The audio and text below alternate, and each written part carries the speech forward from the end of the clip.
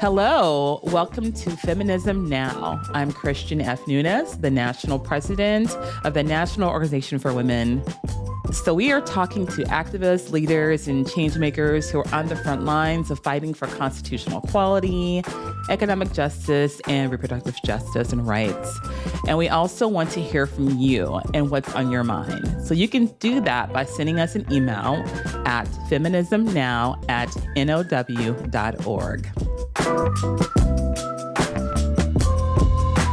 I have to tell everyone, I am so very excited to talk with our guest today, LaTanya Mapp-Fretz. LaTanya is the president and CEO of Global Fund for Women, which funds gender justice movements worldwide.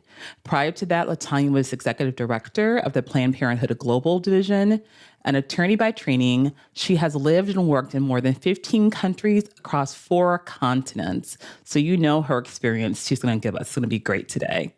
Her new book, The Everyday Feminist, highlights changemakers she has met in her travels, and it's inspiring must-read for activists everywhere.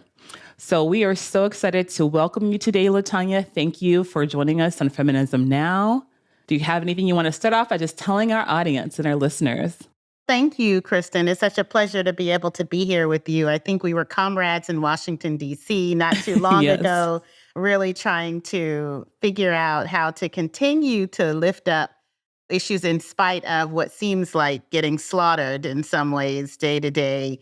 But it's a good week, it's a good day, and it's a pleasure to be here with you and your listeners, and I look forward to the conversation. I just remember when we met, I felt like we had this instant connection. And so I was really thinking, I was like, I know, I got to have her on this show because she's going to give us some good things. I really, first of all, love the name of your title of your book, Everyday Feminists, because so often I think we always think of feminists as these major change makers, these huge historic leaders, but we all are feminists in our own rights. And so I love the fact that you celebrate everyday feminists in your book and people who typically aren't in the headlines and who will never be household names. So this is so important. So tell me about why you started this journey with this book, with the Everyday Feminist, and how this journey and this wonderful book came about. Yeah, thank you so much. Listen, when I got to the Global Fund for Women and I took this role after having 7+ years, I think at Planned Parenthood Global, and working in diplomacy with the U.S. government, and before that, working with the United Nations, I had already been convinced that if you want to figure out how to make something work, if you're new to a community, you're new to an issue, that you better find the woman that is working on the sidelines, the one that nobody's saying their name, but she's running around the room doing all the work and getting everything prepared. I was like, I learned early in my career, that's the one that I better talk to. And so that kind of concept came to me when I got to Global Fund for Women and just started hearing about and all of these stories of these activists who were doing work. And I'm not talking about, these sort of once in a generation, lightning in a bottle, charismatic leaders. We're talking about these women who were there for decades doing this work. And they may have had their moment in the spotlight, but it didn't start or stop there, right? They were doing this. They were struggling for justice and equality and transforming their communities all the time, every day, all day. They were using their voice, their resources. They were communicating what was happening from their sort of lived perspective, but also from the perceptions from outside and how it impacted the work that they were doing. I mean, they're these relatable people. They're always happy to be in the room and to offer some advice, and not just advice, but always to offer some help. Also, the people when crisis happen, right? They're figuring out how to get to the people that nobody else knew was there to make sure that they're okay. They're the nurses, the caregivers. They're these women and people usually who identify as women who are trying to make it right. They're trying to make things less hard, if that makes sense. And so I said, I wanted to do something that would highlight the work that Global Fund for Women did, but a lot of publishers didn't really want a book about an organization. And so it made me think about, well, how do we talk about these women in a way that lifts up what they do, lifts up how Global Fund for Women serves them, but then also allows an opportunity for us to talk to some of these change makers and get their perceptions. And the book does all that, right? So it's like I tell the stories of when I was in different places in the world and the women that I met and how they helped me and how they help their communities. But then I also pivot to women who are doing things right now, the ones we do know, like Tarana Burke and Loretta Ross, to the ones that we don't know, Leslie Obioro and Haywen over in Ethiopia. So, to try to get some understanding. So it's not just me saying it, but that these women are like badasses. And if you want to follow somebody, it probably should be them and not the politician that you voted in and hopefully will vote correctly. So that's what I was thinking when I did the book.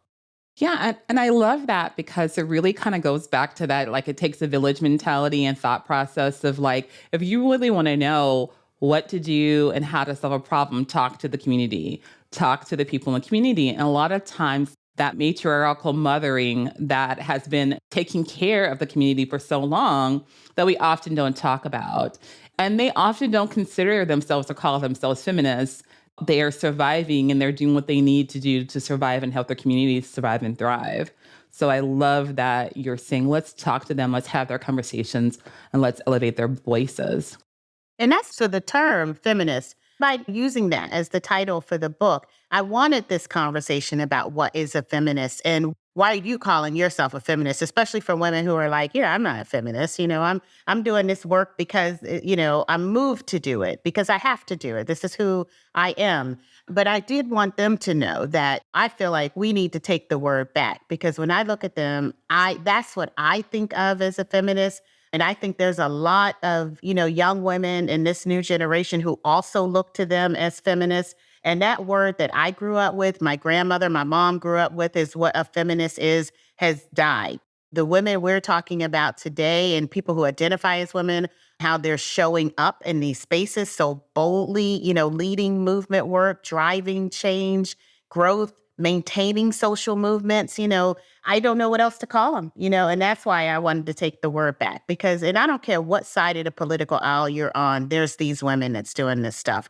And they are everyday feminists from my heart to theirs. Right. And I love that you're saying that we're reclaiming the word because part of like what you're seeing in your journey is that you often didn't even label yourself a feminist until you were an adult. And I also can relate to that and relate to being raised with strong women who nurtured and guided. But if you were to ask what feminism is, they also kind of felt like that, well, that's for white, educated, rich women. And they did not, a lot of women of color don't resonate with that term. And a lot of that has to do with some of our history, right, of being left out and the suffragists, but also just feeling like they didn't fit in that place and what they did was something that was as part of their nature and their nurture and their community. So tell us a little bit, how do you feel that feminism has evolved? And where's the additional work that we have to do in this movement to be more inclusive?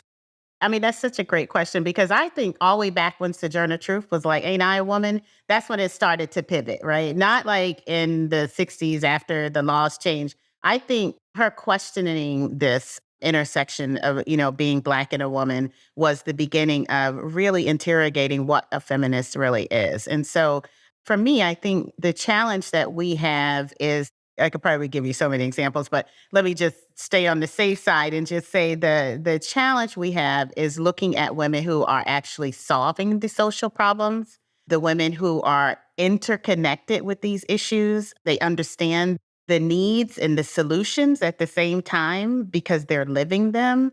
I think that's the piece that we often sort of move away from, and I wish that I could tell you that we got it. We understand that we should not forget them when we're at the tables deciding what resources go where, that we should not forget them when we're trying to determine what the actual issue is. And especially, we should not forget them when we're trying to figure out what the solutions are and trying to innovate on how to keep social movements alive, innovate on how to even help emerging movements, actually get to their success factors faster and easier.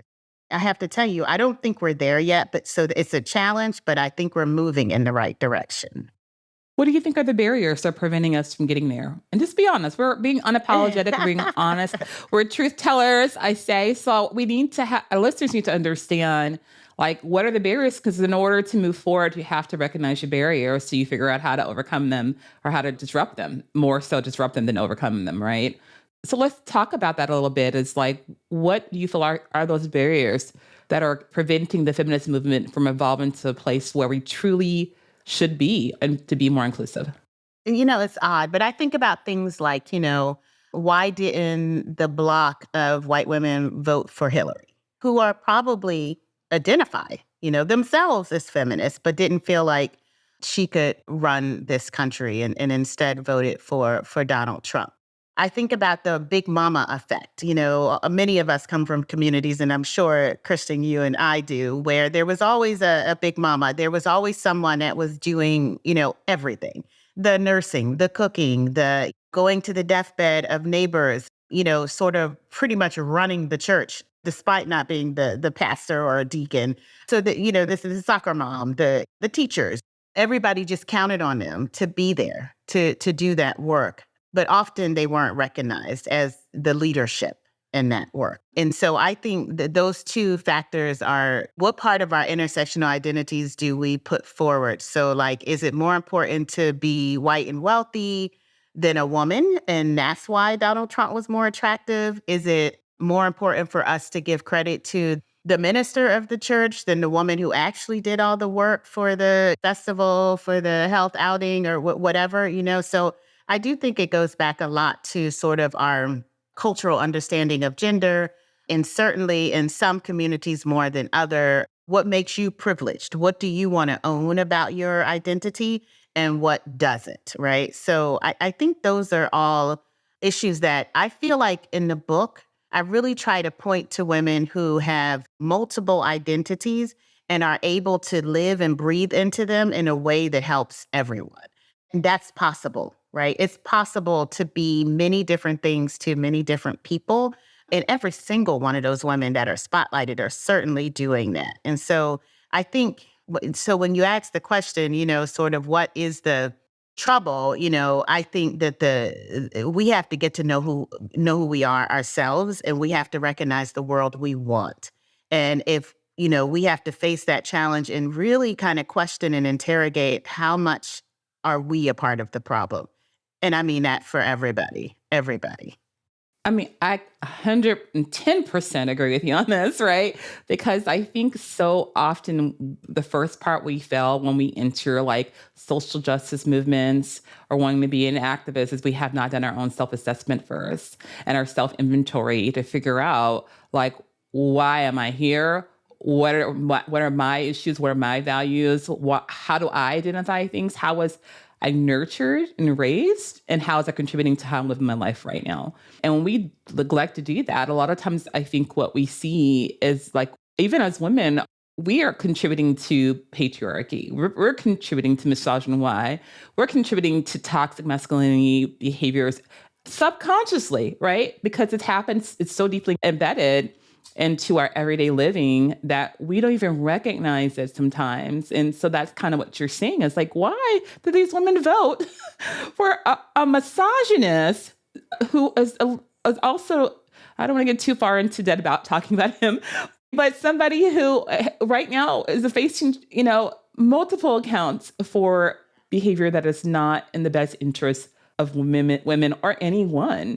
And we have to say, well, what connection are you holding on to that is harming you as well as harming everybody else in us? Yeah, what your role is. And I truly believe that.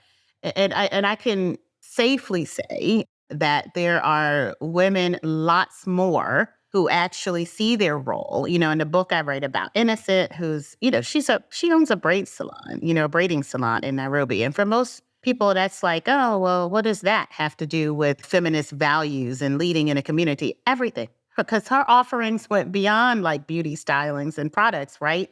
I mean, she was much more focused on how to give refugees from Rwanda and Burundi access to lawyers and medical care, including contraceptives, and to give counseling to women in situations of violence. So I also write about Miriam Miranda, who's currently a indigenous activist who grew up in a banana plantation in the Caribbean, right? And she's still wondering why so much of the territory was given to a foreign company to plant bananas. But, she's an advocate for the human and environmental rights of her community, the Garifuna people.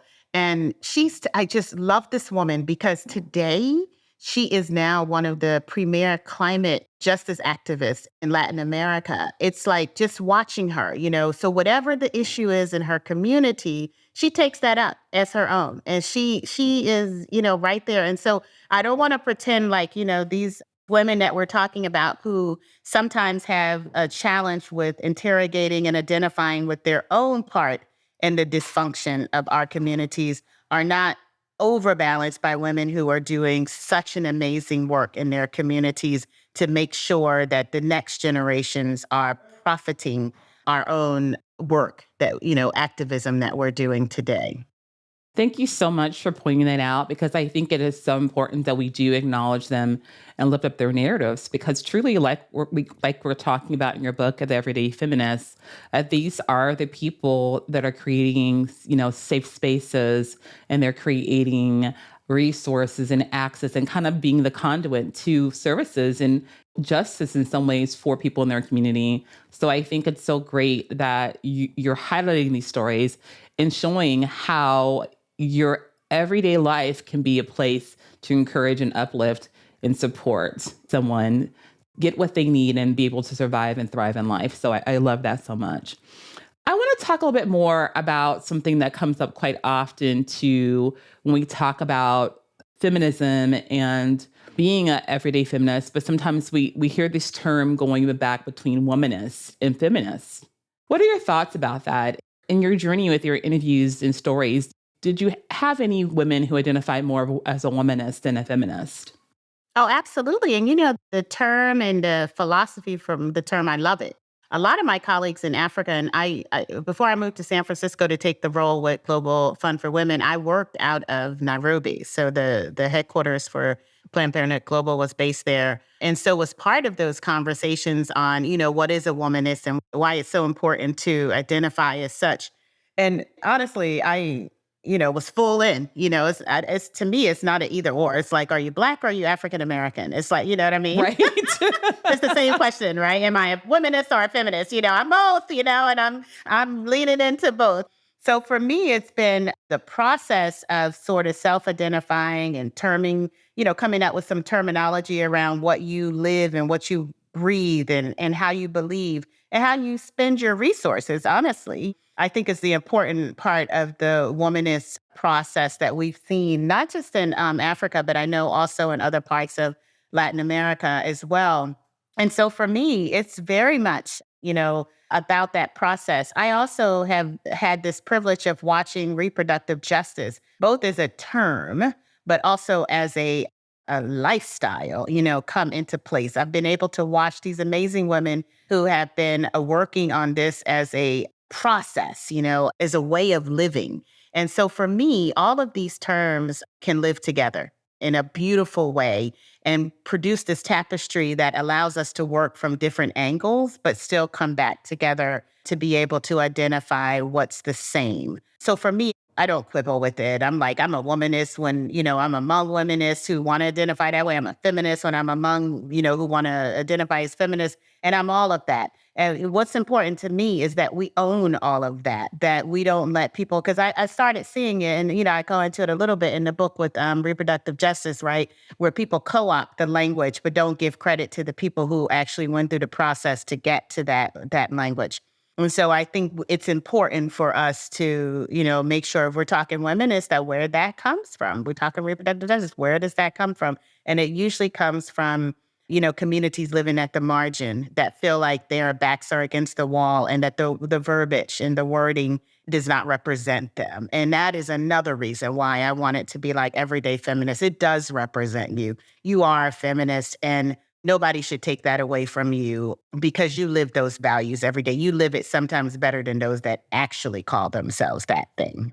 That's the sermon for today. Latanya, it's so true because I think sometimes we get so attached to labels and so attached to trying to let everyone know, like, for performative sake, what we're doing and what we're about, that we're losing the actual actual meaning, the actual purpose in the work. And those who don't even need the title, need the label, are those who are authentically feeling the purpose 100% in their everyday living, right? So I love that. I love that we have to ebb and flow, that we have to be willing to meet the women where they're at, right? And go into it and seeing like, how do we build this relationship so that we can support and reach our goals and make sure that we are working toward women's equality and equity and things like that. So I absolutely love that about being ebb and flow and just going with it. And I got to tell you, Kristen, I mean, one of the things in the book that I do talk, so this, because I am currently with a feminist fund, that's a woman's fund, right? And so I've sort of been in these conversations where it's like, are we one? Are we the other? And watching, funders actually silo that, right? So are the women's fund over here, the feminist funds over here, and maybe you're in a society where feminist funds are not, are frowned on, or feminism generally, so you'll fund the women's fund. It's like, come on. You're trying to resource transformation, right? You're trying to bring in and birth new societies. Are we really going to quibble over whether we call ourselves women or feminists? Or are we going to look at the work that needs to happen and resource the struggle, right? Support the work.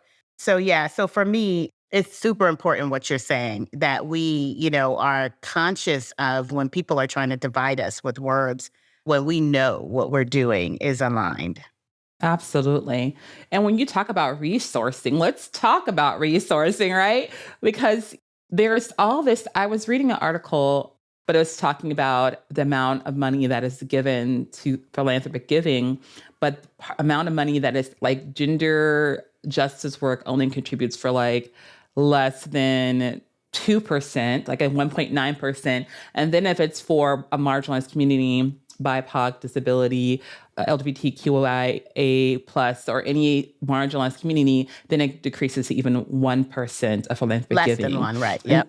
Yes, less than one. Mm-hmm. Yes. And exactly. And so you have probably witnessed this in the work that you're doing. And tell us more what you feel like is behind the funding gap. So, I mean, writing a book is an interesting process. And a big part of what I was trying to say to the reader, or hope that the reader gets, is that these women should feel comfortable to you. They should feel near and dear to experiences that you yourself have either had or want to have as a community of humans, right? Because what's real is that people fund what they're comfortable with. And so if you don't get comfortable with everyday feminists and the work that they're doing, then you're never going to fund them. If you look at them as out there, being different, as not being, even feminist, and look at them as being something completely different. And when most of those resources live in a community that does not look like these everyday feminists, then we start having the challenge that you just described. So if I'm only going to fund things that I'm comfortable with, and we saw this in some of and I talked a little bit about it in the book, about the research around, African Americans don't actually give as much, And then we saw study after study showing that African Americans actually give more percentage-wise than the majority community. It's just how they give, right? So what we're looking at is like this combination of people wanting to fund what they're familiar, including like literally their neighbors, which is not unusual, right? It's like, I want to fund my church. I want to fund my school. And if you have large amounts of wealth, like some of these foundations, then I want to fund the people that I know, the people that I trust, the people that I'm in community with. And so an organization that's run by somebody like me, or an organization that's maybe run by, a white male that went to Stanford with the person who is the head of the foundation, then I'm probably going to lose out. That's the reality, right?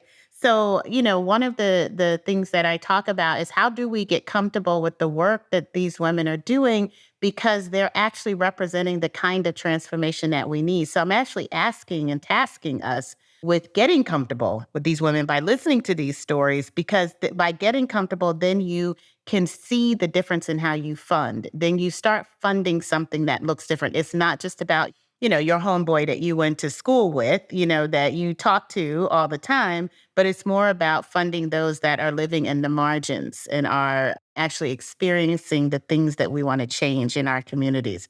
And so I am sort of tired of just placing blame. I am more trying to look forward to an opportunity to introduce you to these people who are just amazing and hope that you can love and respect what they do for all of us in the same way, and that you will put your resources towards that in their efforts. Well, I mean, that really says it right there that you will love, respect, value, and appreciate them the same way you would do to your friend next door or your family member next door. This has been such a great conversation, and I'm so excited to make sure that our listeners pick up LaTanya Mapfred's book, The Everyday Feminists. It is so crucial, so important, and everyone can benefit from the stories of these amazing feminists in this book. So I want to thank you again, LaTanya, for being on Feminism Now. And thank you for coming and sharing. And we wish you the best, and let us know how Now can support the work that you're doing as you continue. Thank you so much, Christian, for inviting me. It was a pleasure. Thank you. My listeners, if you're excited and want to hear more and find out how you can be involved now, read up on our core issues and our approach to advancing women's equality, and get involved at now.org. Thank you so much for listening, and we'll see you back in 2 weeks.